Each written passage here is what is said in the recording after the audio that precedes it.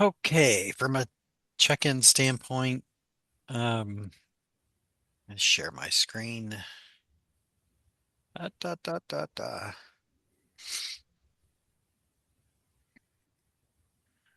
Um, just because it helps me organize my thoughts, I had recorded a video and put it out there on the YouTube channel about analyzing the some test data that I've gotten. What that looks like in real life is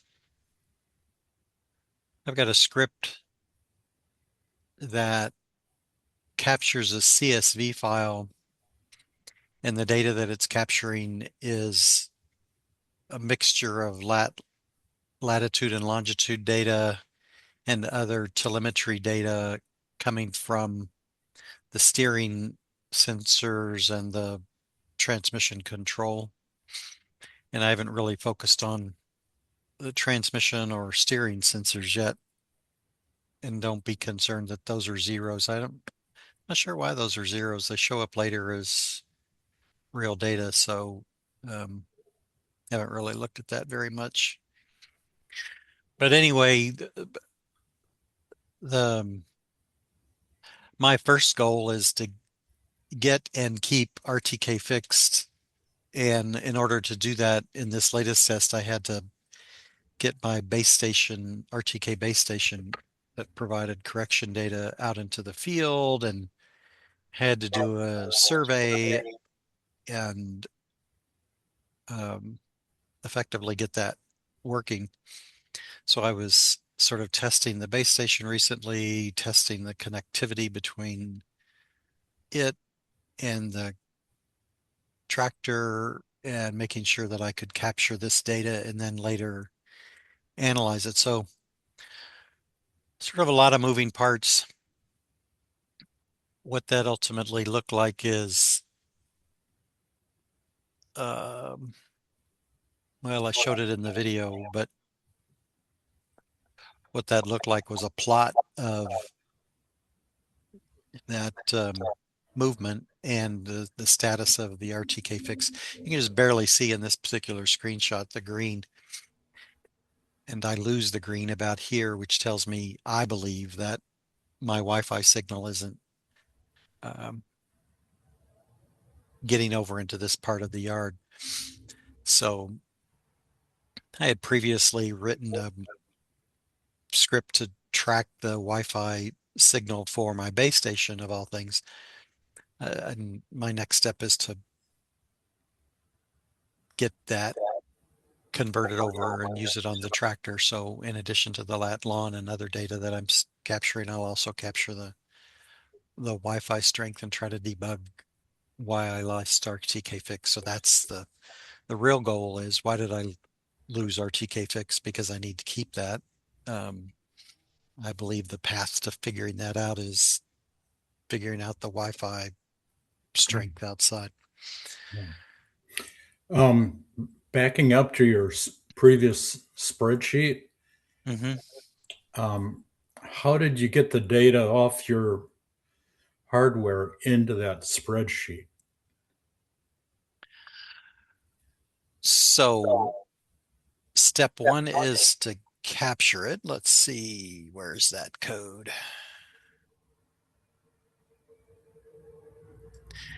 Well, let me go to my Miro board for a second. Mhm.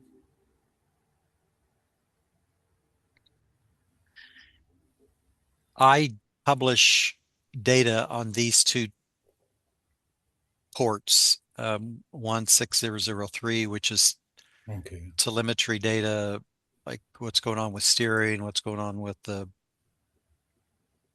the transmission. And then I also publish to this port 602. And so I've got those two ports going. And Okay. then I've got this script, which runs on the Raspberry Pi, and it reads those two ports and creates this CSV file using this script. Ah, So okay, the how do I do it? I start this script when I begin a field test and it writes these records to that. okay. And then before I leave for the day and turn this Raspberry Pi off, I use FileZilla to transfer the file to my laptop. Then I Oh, bring my laptop back home and okay. try to analyze the data. So Nice. that's the that's the how. There would be other options, but that's my, I'll call it clunky Mhm. process at the moment. Okay. Any other questions or Well, thoughts? yeah, on your graph, there's a color code, an orange, and the other path. Yeah, Um, what does that represent?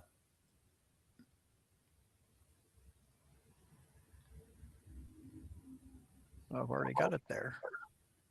Yeah, orange, green, and blue. So here's the legend. The legend is Okay, the events that's the fixed. where it has RTK fixed, which is the, centimeter level performance. And then it slips down to float, which is not good enough. I mean, it's sort of good enough for moving about the yard, but it's not good enough for, Okay, cutting hay or something like that I wanted. And then down here, when I lose it, this blue happens to be what's called digital GPS, which is, you know, not good. And then it okay, never recovers so my driving path was starting here, driving down here, turning around and coming back. Um, you can see it started to get float back up here. And my guess is if I would have sat there long enough, it would have switched to fix. But that's just theory. So you're comparing the different types of navigation, RTK fixed versus float versus digital GPS. Yeah, well, I'm not comparing it on purpose. I'm just tracking it. I mean, I want RTK fixed the whole time. Yeah. Um, but um, this spreadsheet just tracks in column Oh, N okay, fixed quality. The graph is merely plotting those data hmm, points. Um, and so at the beginning of the test, I happen to have fix, but I lose it. As you scroll down through here, you'll see where it goes to float. It's sort of bouncing around, then it hits DTGPS, and then it comes back to float. okay. Um,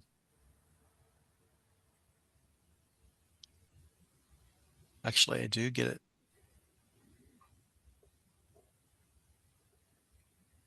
fixed. That's interesting. So I need that column N to be RTK fixed the whole time, and Hmm, okay, my next step is to try to figure out why it's not. okay. That's a nice comparison. It tells you black and white, no guessing. Yeah, it's just capturing what data that these two these that's appearing on these two messages. Hmm, okay.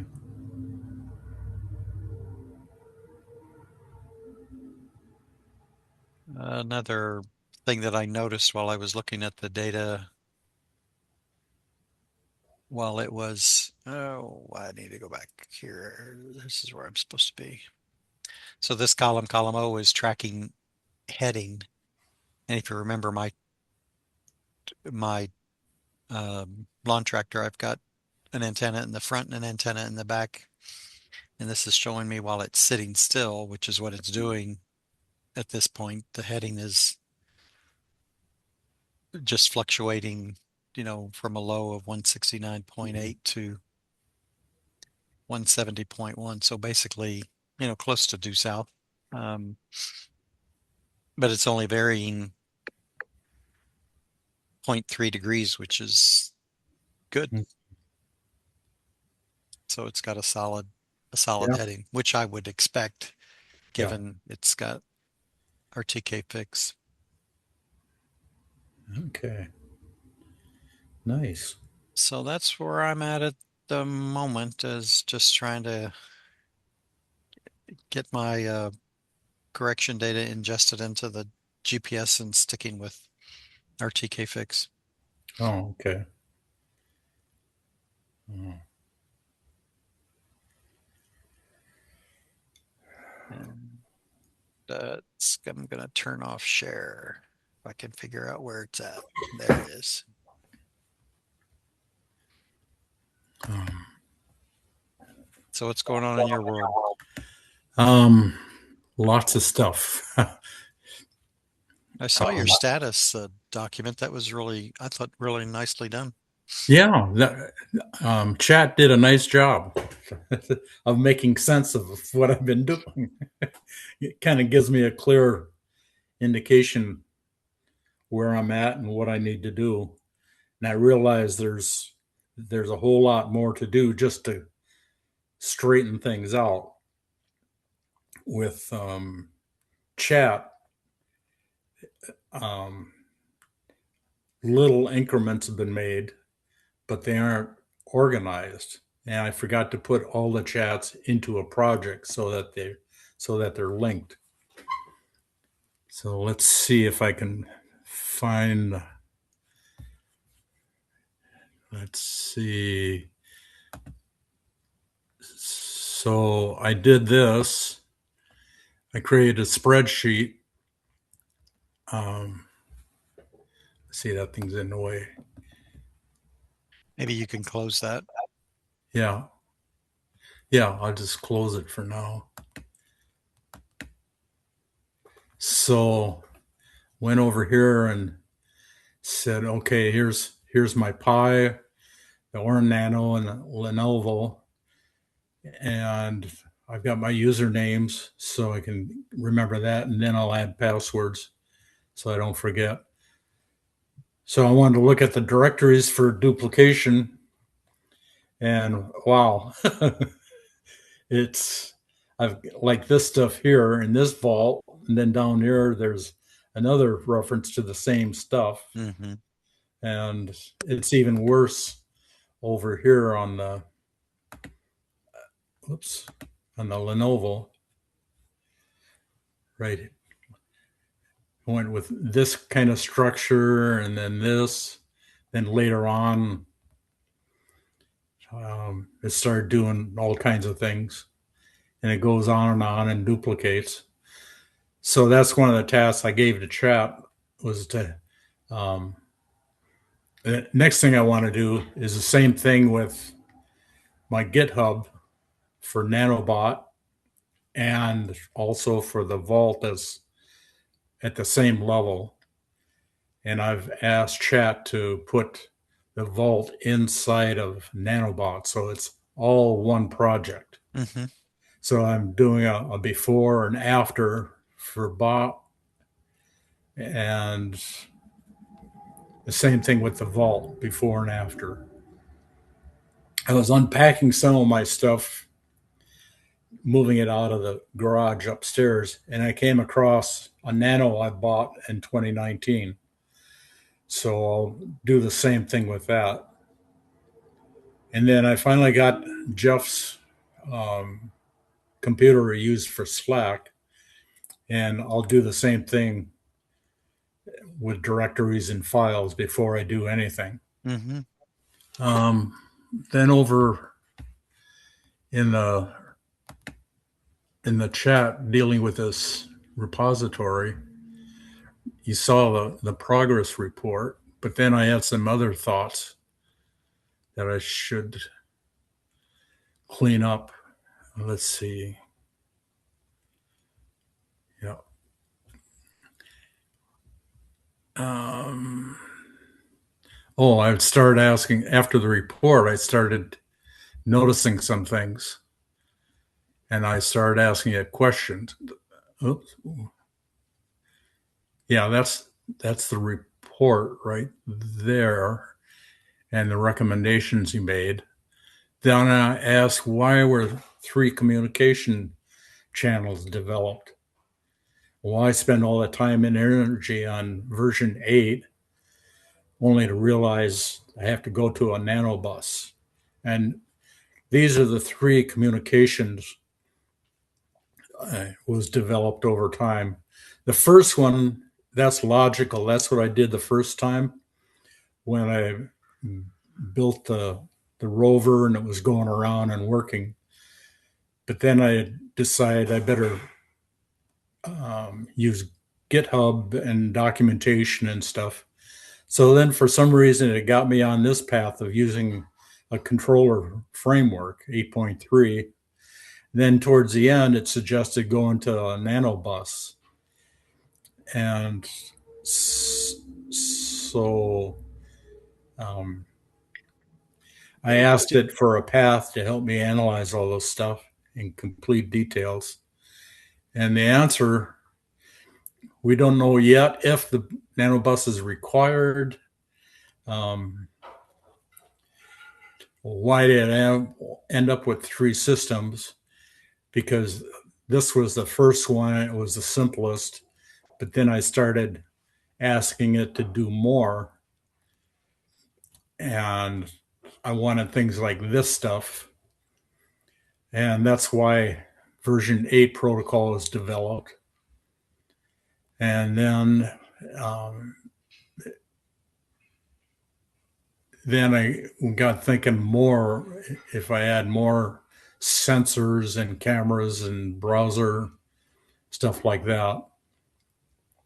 Then then it was explaining we should go a nanobus route. And the way it kind of described nanobus, it sounded a lot like ROS, where there's a common um, communication system, just one, not like the previous times. Do you mind just scrolling through that prompt, series there that explains this V8.3 versus the Oh nanobus?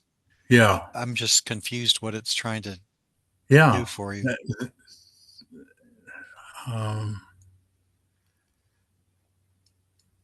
okay, the first one was the simplest that I understood, and I thought I was following that, and that worked on my rover before I started um, transitioning to Obsidian and GitHub. So then the next one, and then later it said, because I wanted these things, timeouts, results, that's why 8.3 was developed. Uh, Supposedly, it wasn't supposed to replace TCP, it was supposed to just make communication more reliable. So instead of saying move forward, I just or move back or move left or right. It just accepts a command first, then acknowledges it. That way I know it got there. And then it comes back and says, yes, you did send it. Yeah, I get that, And, but what I'm yeah. still confused about is what physical layer is it going to send that data over? I mean, is it? Um, I think it's supposed to send it over TCP. Oh, okay. And then I started drifting off and say, well, I want to add a camera. I want to do this, this, and this. And that's when he started Can you scroll suggesting down a little bit further? down. Okay. So instead of every subsystem talking directly to every other subsystem, like UIDOR or Pano or whatever, I should have a common backbone where everyone exchanges messages through one communication layer. Can you And to keep me, that sounded like ROS. can you keep scrolling? Yeah, you're right, it does. Yeah. So then I asked it, oh, did I waste time building 8.3? Man, don't worry about that. Keep Yeah. scrolling. And Don't worry about that. Keep scrolling. yeah, is it required? And it said, no.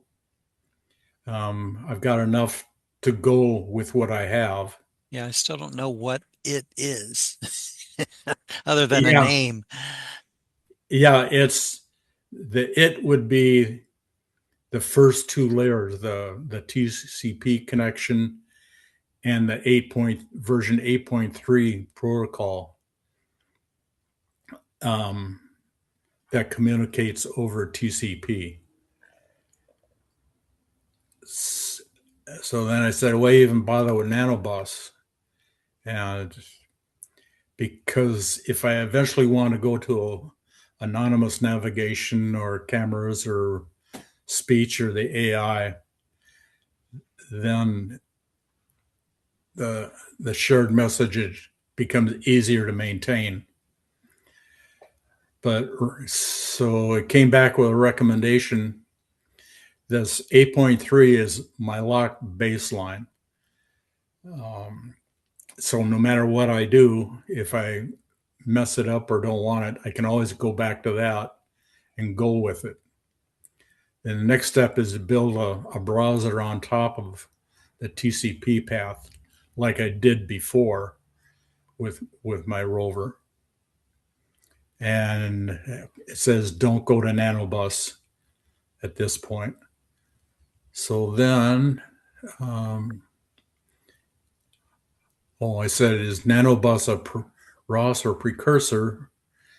It's similar to the message bus, but is actually not ROS. It's just not um, equivalent to the middleware of ROS. So then it wants to separate the concepts. Um, what I've verified is my TCP is working. It accepts and receives. It broadcasts each message. So that's what the code does today. It hasn't verified anything beyond that. But then it said this is what ROS does. And I'm just going to put that off and not worry about it. It did say on one level they are similar. And it did say that nanobus is not a precursor to ROS. It could be if I wanted to go with there, but I'm not going to. And then, given your long-term goals, you've talked about running AI on the Orin live camera browser, blah blah blah. Um, that's the kind of stuff that would benefit from a better defined message interface using NanoBoss, ROS, or other middleware. But it came back and said, my touchpad is kind of jerky. It would not go make a decision either one, NanoBus or ROS. And I agree with that. But then I came back and said, hey, there's two repos on my Git account, one for Nanobot and one Nanobot Vault, which was my beginning steps of using Obsidian. And I remember one of your suggestions is have everything inside one project. One Um, repository. huh? One repository. Yeah, one repository. That's what I was getting at. So I wanted to put that vault inside the nanobot repository. So instead of two repos, I just have one. So then I asked it, how do I clean this up and make it work that way? And I also asked, like you suggested, put a link in the README that would go to what Claude calls the project state. And in Claude, that's a Claude.md. Hmm. And in order to clean all this up, should I do separate chats or make a project style where everything is kind of locked in? And it came back and said, yeah, this will be a cleanup. Good to clean everything up. And it did say, before any more, let's tackle it and clean everything up and document and Obsidian cleanup. So it says, don't delete anything. And it came back and said, yeah, make it a project with those different chats so they don't drift off and hallucinate or whatever. And it gives me a recommended milestone at this point.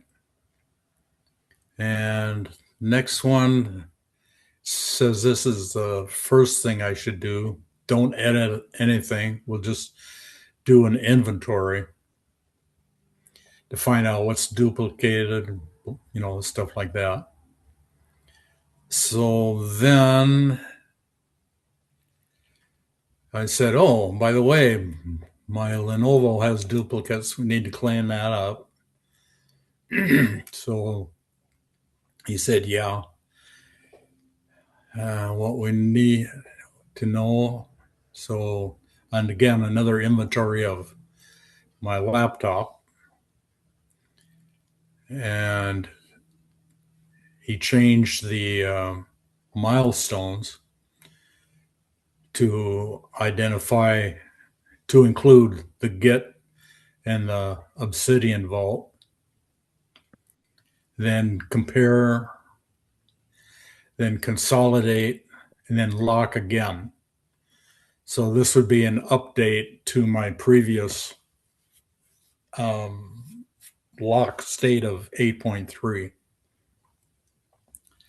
And then it suggests the single source of truth. Everything is in Nanobot repository. Um, then it says start a new chat inside a project. That way everything is locked and doesn't drift. And I can go slowly, one chat at a time. And I like that. then I also said, oh, by the way, my Pi and Nano are, um, I should do an inventory of that because I noticed some of those had duplicates. Your So yeah, inventory task keeps growing and growing and growing. yeah, I've created a mess over time.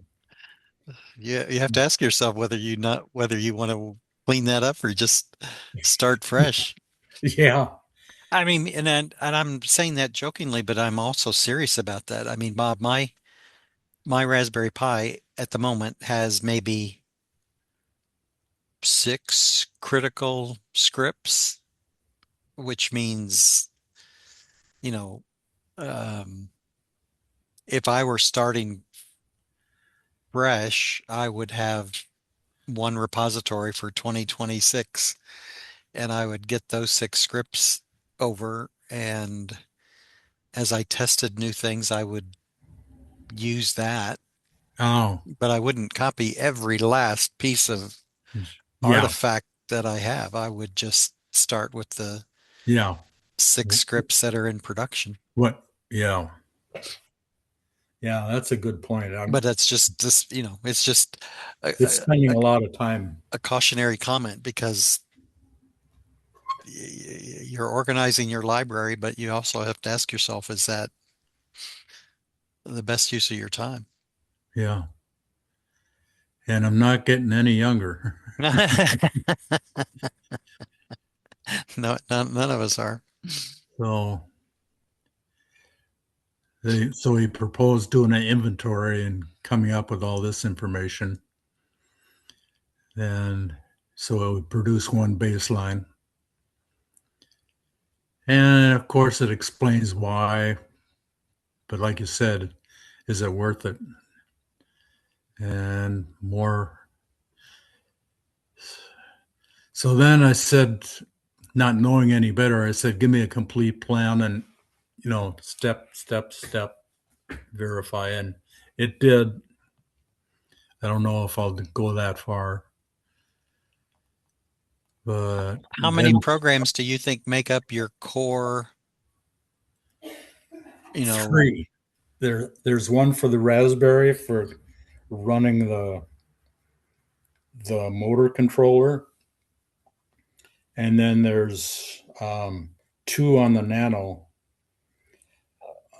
to look at the camera and run the servos of the camera, and of course the user interface. So the original design was nice and simple. I just got too greedy and wanted to do more. So maybe I'll just go back to just keep it a rover and watch things and not try to do all the fancy stuff. well, there's nothing wrong with adding to it. I'm just, I think,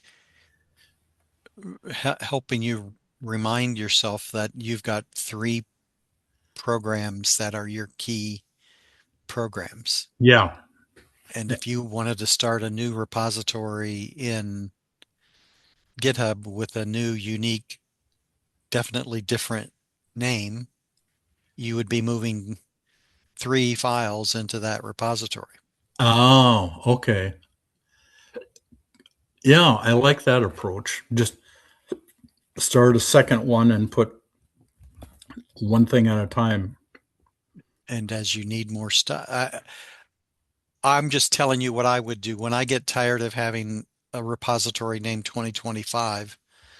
Um, I'm going to create a new repository and I'm going to copy, I think I have five or six key files, Oh, okay. and I'm going to move those over. And then as I test new stuff and use new stuff, I'll move those into that repository and everything Ah, else will still be there. But yeah, I, I'm only going to, it's only going to be there for historical purposes. yeah, But it's up to you if you yeah, feel like you really want yeah. I'm stuck in what they used to call analysis paralysis. to. I'm familiar with that term. Yeah. So yeah, I like that approach. I'll make more progress if I do that. So yeah, so leave things as they are, then start a third and just build it from the ground up. So Well, you're not starting from scratch. You're starting from those three base yeah, programs that I think are working, right? yeah. I like that idea. So anyway, um, that's about where I'm at with everything else around here. Good. That sounds like good progress. Yeah, I'm beginning to understand what to do and how to do it. And this whole thing of you have to stage stuff and then or do a pre-commit, the commit, and then all the rest of it. Yeah, So your best. I, I, I get stuff out of sync still, and yeah, I just do a git status on the two different machines, and it shows what I've gotten out of sync, and then I say, "Help me get these things back in sync," and it does. yeah. So, So but my master still continues to be GitHub. yeah. So yeah, that looks pretty good at this point. Just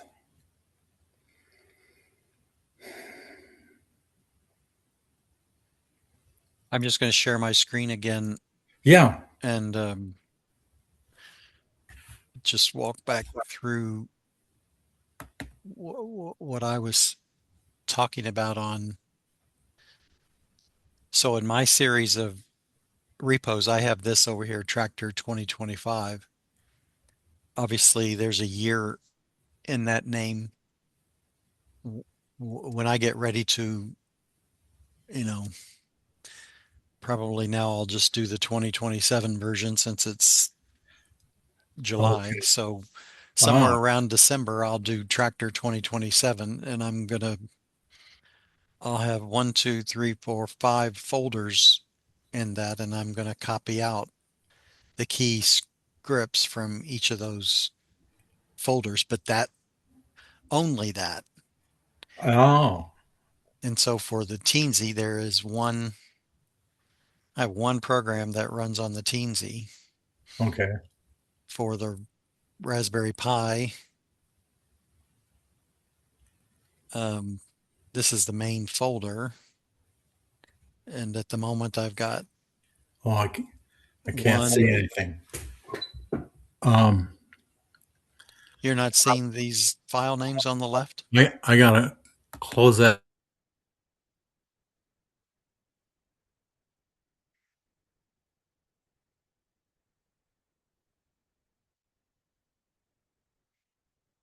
Have I lost you?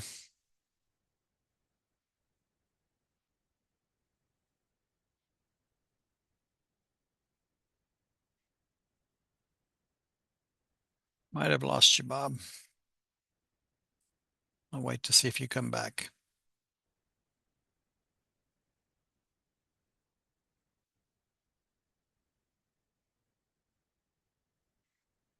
Looks like you're still on. Okay. I'm back. I hit the wrong X button to close No it out. worries. So you're saying? Are you able to see my screen with file names on the left-hand side? Yes. So I've, this is the folder for what's running on my Raspberry Pi. And I've got a bunch of stuff out here that I tested a long time ago, but I'm not going to worry about that. I would have one, two, three, four programs. On my Teensy, there's four main programs that run. Okay. On my radio control, there's one program. On my base Mhm. station, there's two. Okay. Um, so what I'm just trying to say is for a complete system, there's not that I got a lot of stuff that I used for testing and blah blah blah. Yeah. But Yep. when I do a 2027 version of this repo, I'm not going to bring all that history back over. Okay. Okay. I think I'll do that. I'll start use the same year thing. Yeah. Nanobot 2026. It's just a thought. Yeah, I like that idea. Um,